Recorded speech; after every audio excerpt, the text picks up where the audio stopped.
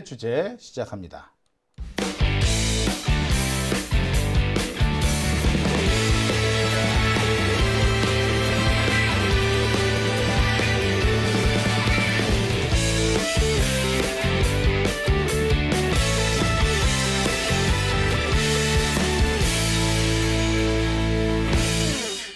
오밤중에 뉴스 함께하고 계십니다.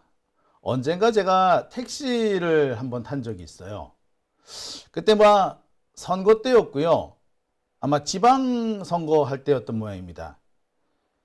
근데 이 택시 운전사들이 참 무례하게 갑자기 손님들한테 말 거는 사람이 있죠. 손님한테 말을 걸 수도 있긴 한데 적어도 종교 얘기와 정치 얘기는 안 하는 게 예의 아니겠어요? 근데 참 그 예의 없는 택시 운전사 대뜸 선거 때 누굴 찍을 거냐요. 그래서 글쎄요, 잘 모르겠어요 라고 했더니 이 사람이 갑자기 그 당시 강원도지사였던 김진선 씨 얘기를 하면서 김진선이 참 인물이에요 그러더라고. 그래서 제가 대답을 안 했죠. 근데 이렇게 대답을 안 하고 싫은 표정을 지으면 알아서 멈춰야 되잖아요.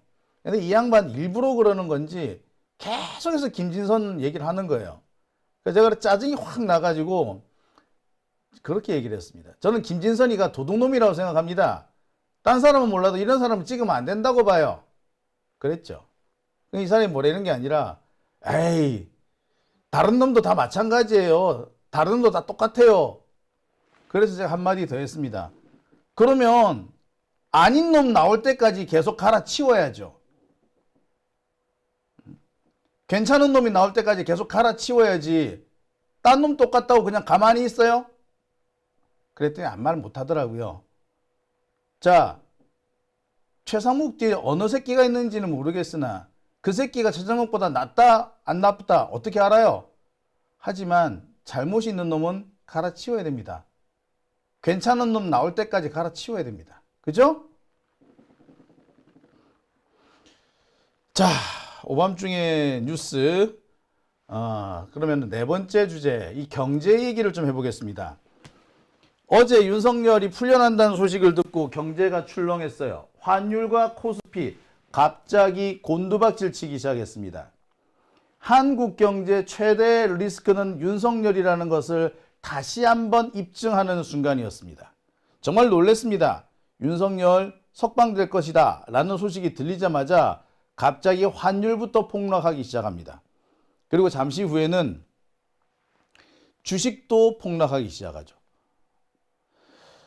지금 걱정스러운 거는 아까 어떤 분도 말씀해 주셨듯이 월요일이에요. 월요일 날 환율과 코스피가 어떻게 될지 모르겠습니다. 우려하던 일이 벌어졌어.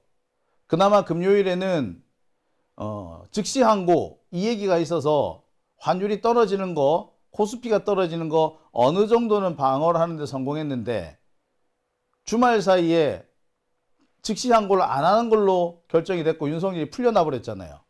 전 세계 언론이 한국의 불확실성이 더 커졌다라고 보도하기 시작했습니다. 여기서 말하는 한국의 불확실성이라는 것은 정치적인 혼돈과 혼란을 말하는 겁니다. 지기현 판사 하나 때문에 나라가 이렇게 혼란스러워진 겁니다. 지기현 판사는 나라를 이렇게 위기에 빠뜨린 서민 경제를 나락으로 떨어뜨린 책임을 져야 할 겁니다. 그 책임은 네 목숨으로 갚아야 된대. 얼마 전에 인요한이라는 사람이 그런 말을 했다더군요. 판사가 판결을 개떡같이 내리면은 가죽을 벗겨버렸다고. 이럴 때 그 인요한 의원의 얘기를 한번 인용해 보네요. 확 그냥 씨. 자, 아무튼 이 윤석열 때문에 경제가 지금 엄청 위기 상황에 빠져 있습니다. 전 세계가 지금 한국의 경제를 불안한 표정으로 지켜보고 있습니다. 안 그래도 지금 우리나라 외환 보유고가 바닥으로 추락하고 있습니다. 지금 거의 10몇 년 만에 외환 보유액이 1,000억 달러를 밑으로까지 깨졌습니다. 환율은 계속 오르고 있고요. 외환 보유고는 바닥을 보이기 시작했습니다. 4천억 달러 밑으로 내려가기 시작하면은 이제 우리나라는 빚이 더 많은 나라가 됩니다. 자산보다 부채가 많은 나라, 한마디로 말해서 적자 국가가 된다는 얘기죠. 그게 제가 아는 한계로는 3,900만 달러입니다. 3,960만 달러인가 하여튼 뭐 그런 정도 되거든요. 그러니까 지금 아슬아슬하게 겨우 적자를 면하는 상황이란 겁니다. 근데 윤석열이가 갑자기 석방이 되면서 이 아슬아슬한 흑자도 더 이상 유지하기 어려워질지도 모르겠습니다. 판사 새끼 하나 때문에, 검사놈 몇 놈 때문에 나라 경제가 이렇게 나락으로 떨어지는 겁니다. 자, 다시 한번 말씀드립니다. 우리가 이 내란을 정리하고 난 다음에 지귀현 판사를 붙잡아 와서 니 이거 어떻게 할 거냐? 라고 야단을 쳐야 합니다. 생각 같아서는 뺨이라도 올려 붙이고 싶습니다만, 자, 우리가 그러지는 못하겠죠. 하지만 당당하게 따져야 됩니다. 너 때문에 나라가 망했다라고요. 그 대가를 치르게 해야 되지 않겠습니까? 적어도 말로 비판은 받아야 되죠. 자, 우리 기억해뒀다가 꼭 우리 시행해야 됩니다. 지금 경제가 이 모양이에요. 이 모양 이 꼴인데 윤석열이 풀어주는 바람에 나라 경제가 지금 완전히 붕괴 직전에 가고 있습니다. 자, 그래프를 하나 보시겠습니다. 이거 보통 우리 차트라고 얘기하죠. 자, 이거는 환율 차트입니다. 오늘 이거 환율 차트가 아니고 코스피 차트네요. 헷갈렸습니다. 코스피 차트입니다. 이게 지난 금요일 날 코스피 차트의 그림입니다. 2550에서 출발을 했습니다. 시작하자마자 잠시 떨어지는데 꾸준히 올라가요. 그러다가 갑자기 오후 2시쯤부터 내리막으로 내려오기 시작합니다. 일부 회복을 하긴 했지만 2580선을 넘어설 것 했다가 다시 2570선으로 내려옵니다. 월요일은 2400으로 떨어질 것이다라는 전망이 너무 많이 나옵니다. 지금 전망으로는 거의 80포인트 이상 빠져나갈 거라고 봅니다. 아무튼 자, 갑자기 그래프가 상승되던 그래프가 하락으로 급반전한 이유, 그게 언제? 오후 2시 무렵입니다. 네, 윤석열 석방된다라는 급보가 날아든 게 오후 1시 50분 정도였어요. 55분 정도였어요. 바로 그때부터 주식이 빠지기 시작했습니다. 그래프로 드러나지 않습니까? 윤석열 때문에 주식시장이 개판이 돼버린 거예요. 윤석열이 블랙홀이야 이거. 지기현 판사가 지금 대한민국의 국부를 날려먹은 겁니다. 월요일은 더 상황이 심각해질 걸로 보입니다. 관련된 기사를 한번 볼까요? 코스피, 윤석열 구속 취소에 낙폭 확대, 코스닥도 하락, 개인 순매도의 뒷걸음질, 2560선으로 후퇴. 자, 여기서 끝나는 게 아니고요. 월요일은 더 떨어진다니까 문제 아닙니까? 그나마 조금씩 회복되어 가고 있던 증권시장이 이 판사 하나 때문에, 윤석열 하나 때문에 이렇게 망가지고 있습니다. 생각 같아서는 지기현이라는 놈 붙잡아 와가지고 손해배상을 청구하고 싶은 정도입니다. 그 새끼가 법률이 아니라 장난을 치는 바람에, 법버러지 역할을 하는 바람에 이렇게 나라 경제가 추락하고 있는 겁니다. 이런 놈은 판사 옷을 벗겨야 되죠. 인요한이처럼 가죽을 벗기지는 못하겠지만 판사 옷은 우리가 벗겨야 되지 않겠습니까? 영원히 이 사람은 법조계 근처도 오지 못하게 해야 됩니다. 나라를 말아먹은 놈이야. 매국노가 따로 없는 거예요. 코스피만 이렇게 된 거 아닙니다. 자, 이건 환율 그래프입니다. 환율이 일정하게 유지가 되고 있었습니다. 그러다가 갑자기 변동이 오기 시작해. 그러더니 환율이 나중에는 급등한 상태로 올라가 버려요. 자, 막판에 여기 이 두 부분은요, 소위 말하는 그 시장 개입입니다. 외환 시장에 이른바 정부가 개입해서 오르는 외환을 강제로 끌어내리고, 오를 것 같으면 또 끌어내리고, 오르면은 끌어내리고 한 거죠. 자, 이렇게 시장에 개입을 하는, 외환 당국의 시장에 개입을 하는 바람에 상승폭이 많이 둔화됐습니다만, 딱 오후 2시를 기준으로 해서 안정적이던 외환 시장이 출렁거리기 시작합니다. 오후 2시. 바로 아까도 말씀드렸듯이 윤석열이가 풀려난다는 소식이 전해진 바로 그 직후에 있었던 일입니다. 윤석열 하나 때문에 나라 꼴이 이렇게 된 거야. 판사 하나 때문에 나라 꼴이 이렇게 된 겁니다. 검사들이 조금이라도 나라를 생각을 한다면 즉시 항고를 했었어야 되죠. 이제 월요일이 되면은 주식이고 환율이고 어떻게 될지 지금 걱정스럽습니다. 이대로 가다가는 정말 우리나라가 거덜나는 게 아닌지 모르겠어요. 이대로 가다가는 정말 우리 경제가 망가지는 게 아닌가 걱정이 됩니다. 이미 많은 기업들이 걱정을 하고 있어요.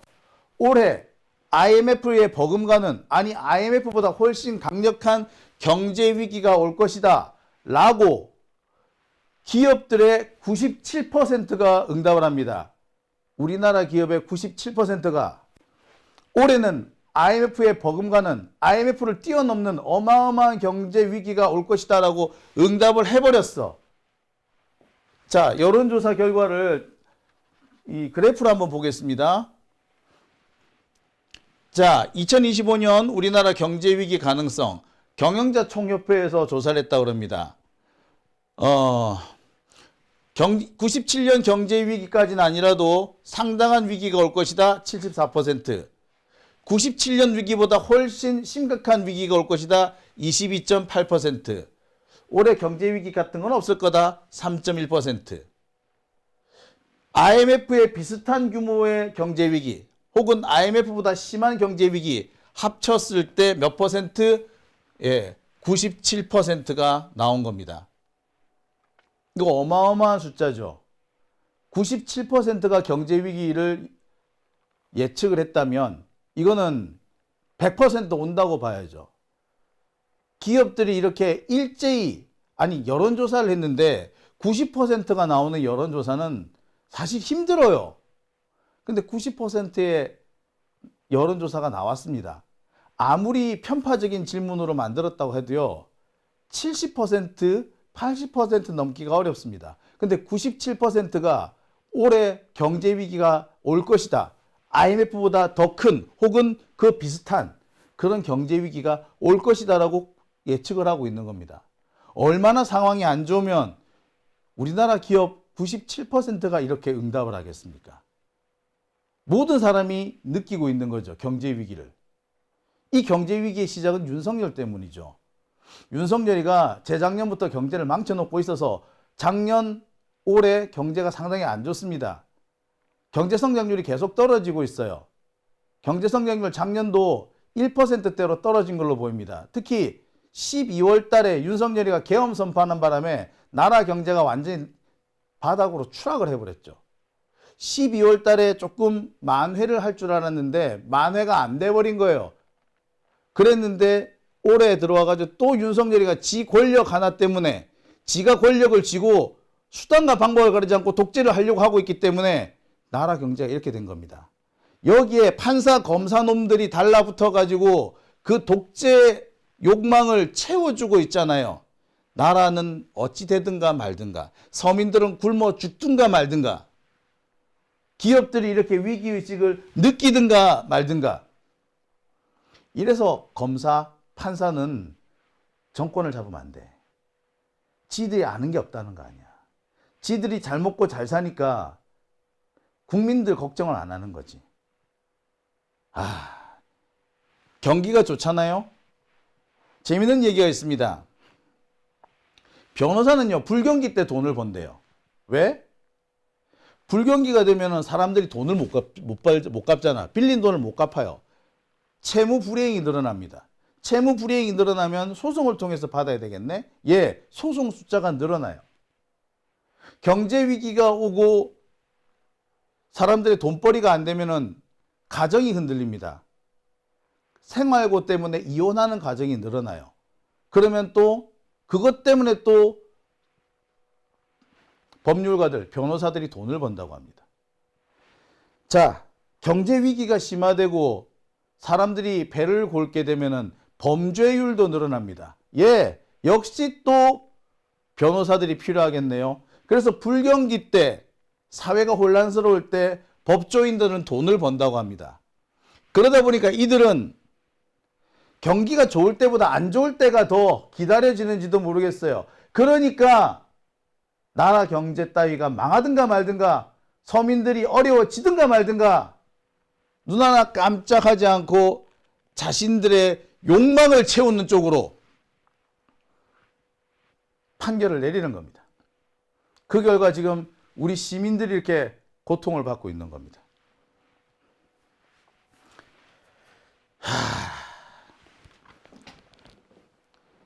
미국에서는요, 세상에서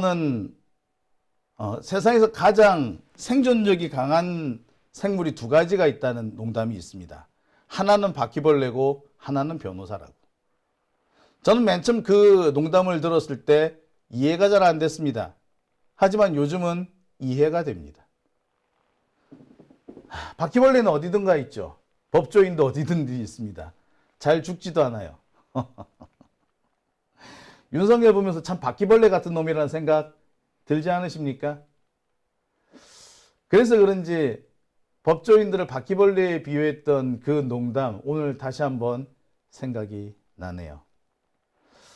오밤중의 뉴스 함께하고 계신 지금 시각 1시 18분 지나고 있습니다. 자, 네 번째 주제네요. 네 번째 주제는 여기까지 하겠습니다.